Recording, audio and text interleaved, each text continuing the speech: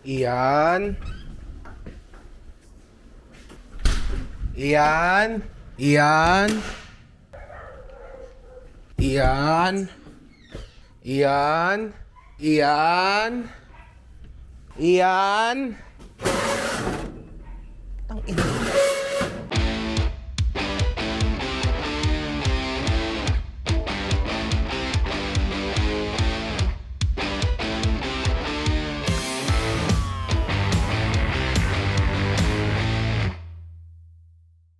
So, dahil wala si Ian, hindi ko alam, papahinga ata o nagdodota.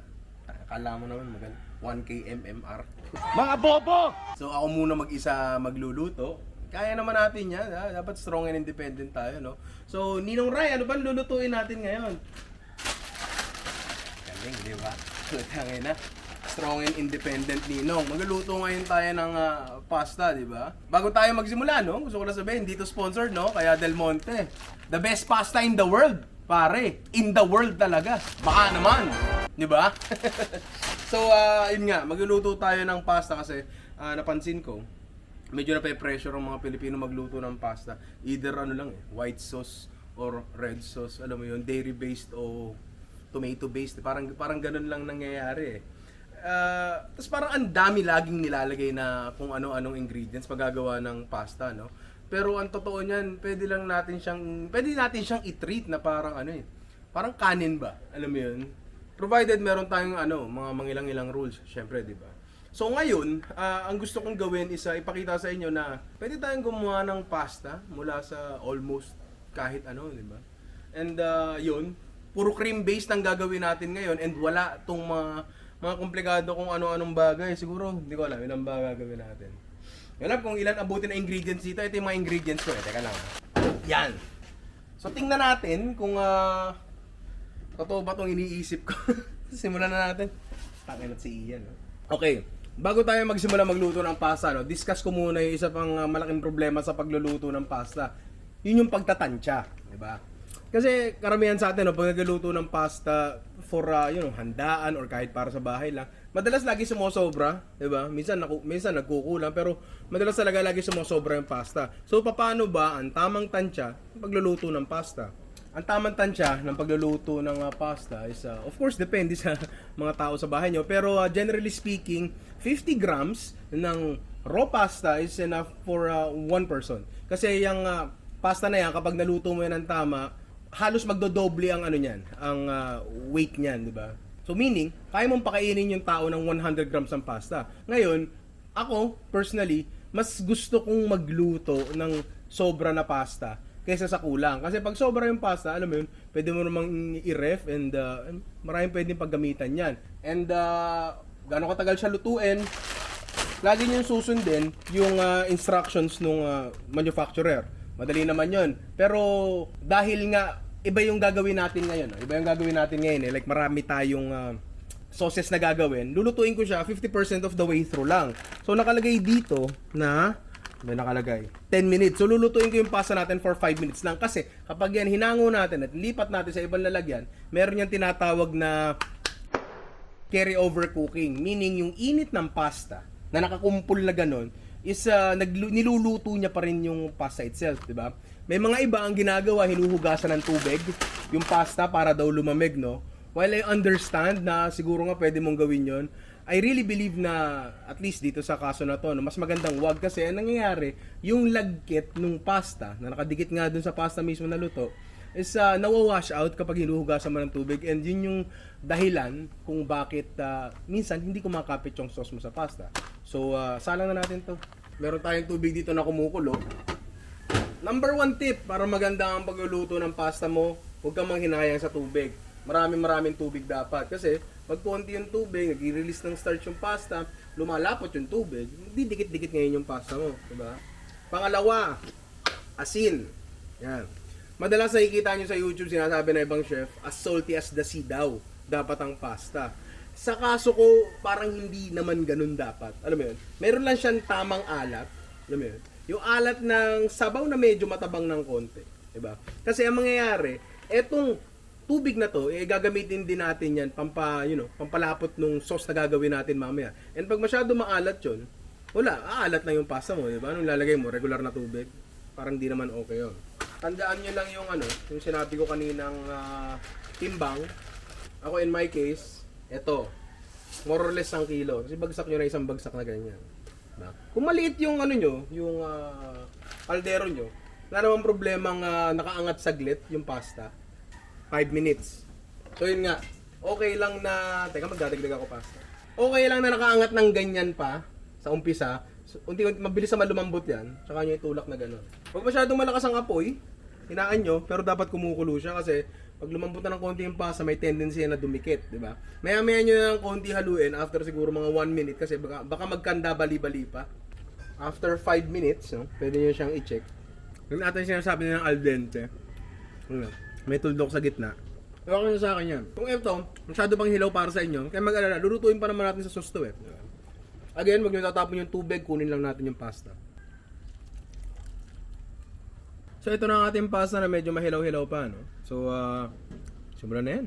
Dami tayong lulutuin. Hindi ko ata nabanggit no, kung anong pasta ang gagawin natin.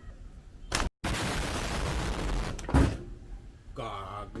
Cream-based ang pasta ang gagawin natin. Ayan, no? Meron tayong Nestle All-Purpose Cream, di ba? Kailangan maganda pagkaka-feature yun. Nestle yan eh. Kaibigan natin yun eh, di ba? Nestle. Dami akong gagamitin na cream ngayon, di ba? Tapos yung mga inaanak natin, gagamit din yun ng cream pag napanood nila yung video na to, di ba? Baka naman, di ba? Pero yun nga, cream-based ang gagawin natin pasta kasi for me, ito ang pinakamabilis. Meron kasi akong some sort of a theory na kahit anong flavoring ay pwede mong ilagay sa cream at magiging decent itong pasta sauce. Yun actually ang papatunayan natin ngayon, di ba? Titingnan natin sa kung ano-anong produktong meron tayo ngayon, kung alin ba doon ang okay gawing pasta sauce, di ba? So, saan kaya tayo magsisimula dito? Ang dami na ito eh. Teka lang Magsimula tayo sa alam kong gagana, alige. Kasi ang alige, masarap na yan eh. Alam mo yun? Pag nilagay mo yan sa pasta, masasarap. So, buwan natin. Pakita ko sa inyo kung gaano kadali. Soft shell crabs pare mula sa Pacific Bay. Para sa di nakakalam kung ano ang soft shell crabs, yun ay crabs na may soft na shell. No, tol. Yan no, parang ako daw. Soap boy daw. Hindi ko na ito ipapakita pero titimplahan ko to ng salt and pepper and ipiprito ko. Toppings lang naman yan. Tanong kaya ng kahit sinong kusinero na nagtrabaho dito sa Maynila. Sabihin nila, eto talaga ang sikreto sa lahat ng luto nila. Madalas yung mga professional kitchens na ganyan, hindi ang gumagamit ng bechin, magic sarap, ganyan. Pero gumagamit sila neto. Ang gusto mong mangyari is gumawa ng mabilis na pasta, konti ang ingredients at masarap. Gamit kayo neto. Ha? Hindi to sponsored din Nor, pero syempre Nor, no, kung gusto mo, bukas ang aking PM, di ba? Baka naman. Chicken oil ang gagamitin natin. Sa wakas, dumating ka rin. Sorry na. Tangin na muli ka nga dito. Chicken oil. Konti lang. Alige, pare. Ayun yung pasta water, lagyan nyo agad. Yan. Konti lang muna. Tandaan nyo, yung pasta natin, niluto lang natin 50% of the way through, 5 minutes. So, meron kang additional 5 minutes na, para lutuin pa siya. Diba? Kaya mag-alala, sa mga pasta natin ngayon, meron na yan parang shield for overcooking. Ang galing nga eh. Yan. Ito siya. Mapapansin nyo, naglalagkit na agad. Ayan. Naglalagkit na agad ang ating sauce. Kasi nga, yung tubig na ginagamit natin, yung pasta water, ay may starch. Yung starch na yun, galing sa pasta ng starch. Tulad ng cornstarch, nakakapagpalapot, diba? Then, Nestle All-Purpose Cream, diba? Baka naman uli. Kaya konti lang. Mga less than kalahati nung pakete. Ngayon, lagi ko sinasabi dati, diba? Naglalagay ng cream, off fire lagi. Pero dito sa kaso na to, kahit hindi, kasi ina-agitate mo naman siya, tinutos, marire-dissolve yung mga nag-coagulate na cream. Diba? Ano sinasabi? Pokrito. Kaya na mo. Gago. Konti pa, kasi meron kang hinahanap na tunog. Yung tunog na yun, pamilyar yun. Goods na yan, pare. Goods na yan. Pwede mo nang patayin. Timplahan mo ng paminta, chicken powder, pero pwede rin namang asin lang. And that's it, pare. Oh, pwede ko nang kainin. Tayo na mo. Hindi pwede sa ito, gago, late ka eh. Ano yung iba? Yung iniikot-ikot pang ganun? Hindi ko kaya yun eh. Tapos meron tayo ditong soft shell crabs, no? Galing sa Pacific Bay, di ba? Pare. Yun, no? Laki nun, ah. Sino ba nag-chop nito? Parang okay naman siya, no? Next na pasta natin, no? Ayan. Hipon lang yan, pare, na hinimay na natin. Tapos, ito yung balat niya. So, same process, same method. Rekta tayo dito. Jerome, wag mo ikat. Pipihit ko lang to. Boom, ganun kadali. Ang galing, di ba? Di ba? Di ba? Oh. Pare, kita ba? Kita ba? Kita ba? Focus mo. Ayan. Yan. Oil of your choice, pare. Konti-konti lang. Tapos lalagyan natin to, binalatang hipon. Mabilis lang, para di ma-overcook. Paminta. Patis. Oh, konti lang din.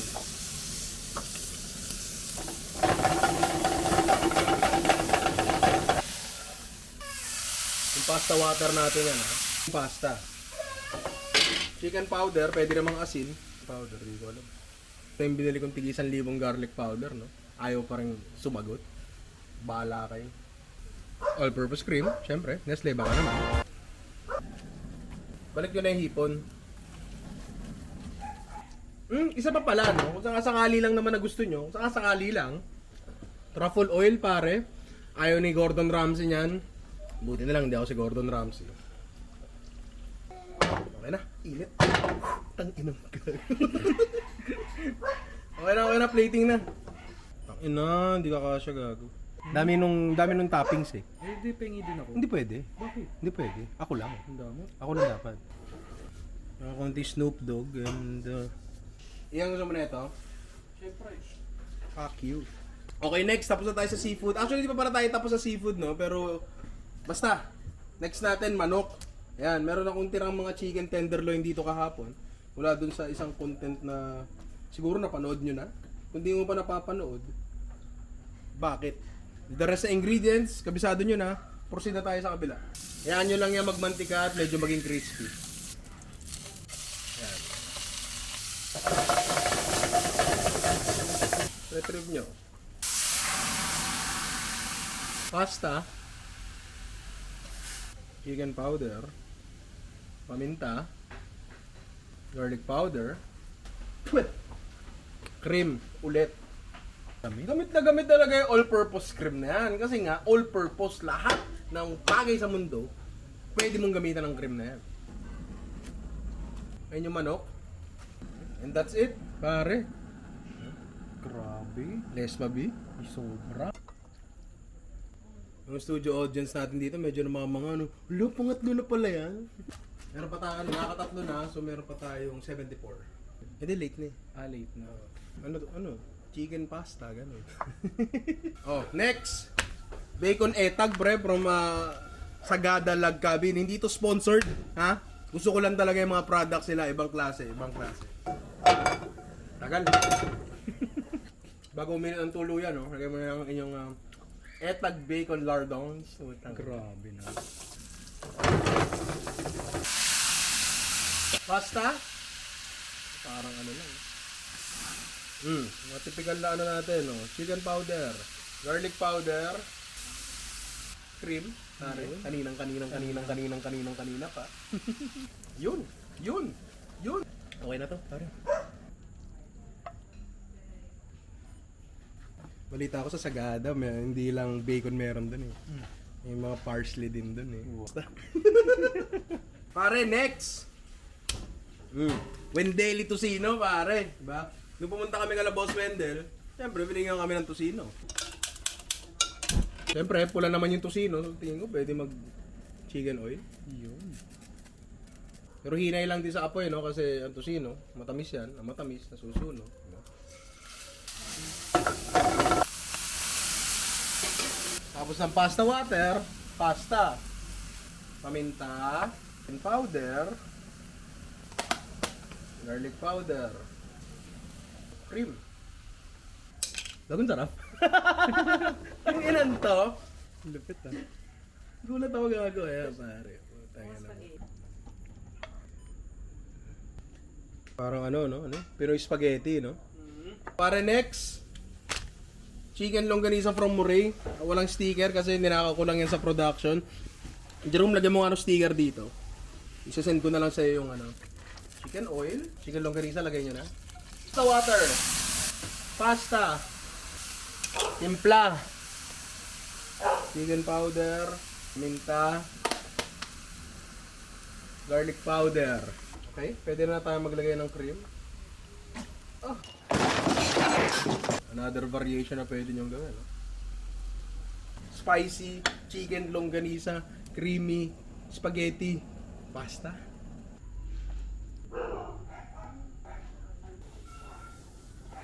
Ay, putang yun naman. Okay na. Salted egg. Kunin nyo lang yung pula. Uy, nagmamantika pa siya, oh.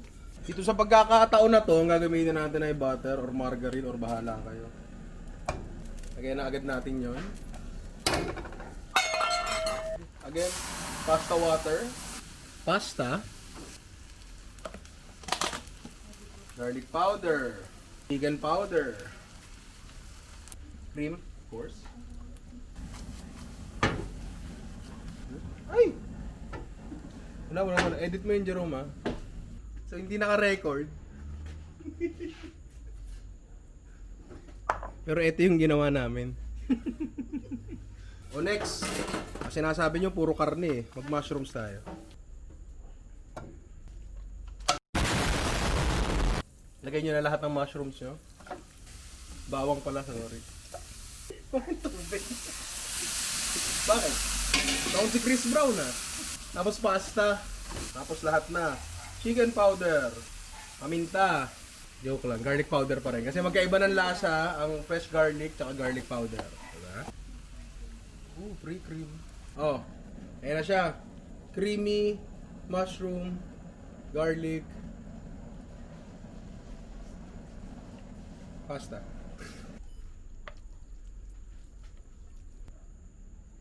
Parmesan Wednesday. Tangina, minus points ka talaga. Tangina. Tsaka may cream din. Wala na kaming pasta eh. Tapos may dumating bigla. Sincerity fried chicken sa mga hindi pa nakakatikim niyan. Yung ginagawa nyo sa buhay nyo. Anong kagagawan itong gagawin natin? Fried chicken pasta. Fried chicken. Nilupak. Aming tandurog, of course. Alam nyo na yan. Ito, dito na rin lang tayo sa Katarantaduhan eh. Sagarin na natin. Garam masala.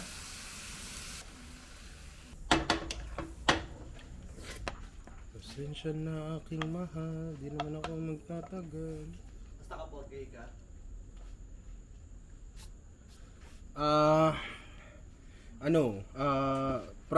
Fried chicken.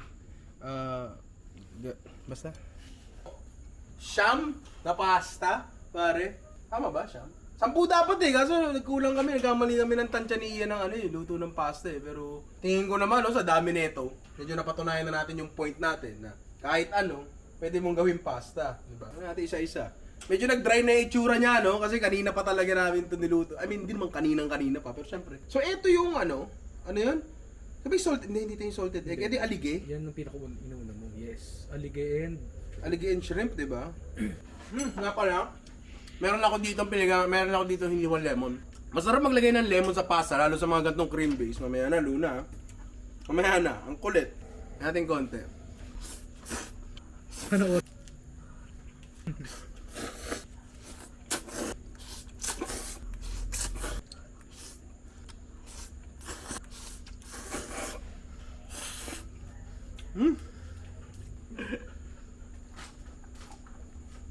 Gago, nabusog ako kakatikim ang putig. Isang subo lang nabusog ako. Bagay, siyam na po tayo yun eh. Okay. So yun nga no, siguro naman napatunayan natin na basta meron kang protina na pwede mong gawing base ng, ano mo yun, sarsa. Makakagawa ka ng cream base na pasta na madali. Wala naman tayong ginisang kahit anong mga gulay-gulay na ganyan eh. Alam mo yun? Talagang protina masarap. Cream, tsaka tamang technique lang, no? Ang pinaka-technique talaga na titingnan nyo dito is yung paglalagay ng pasta water. Yung pasta water pa lang, pinalalapot nyo na yung sauce, diba? And, hawak nyo na yung technique na yan. Bahala kayo kung anong gagawin nyo dyan. And, pwede nyo i-message sa page, pwede nyo i-tag, pwede rin kayo sumali dun sa bagong group natin, no? Diba? Yun. Ililink ko dyan sa baba yung official Ninong Ray community. Pwede kayo mag-post sa mga pagkain doon, no? So, kita-kita tayo doon, mga pre. Sorry, mga inaanak pala. Teka lang, ha? Ano pa?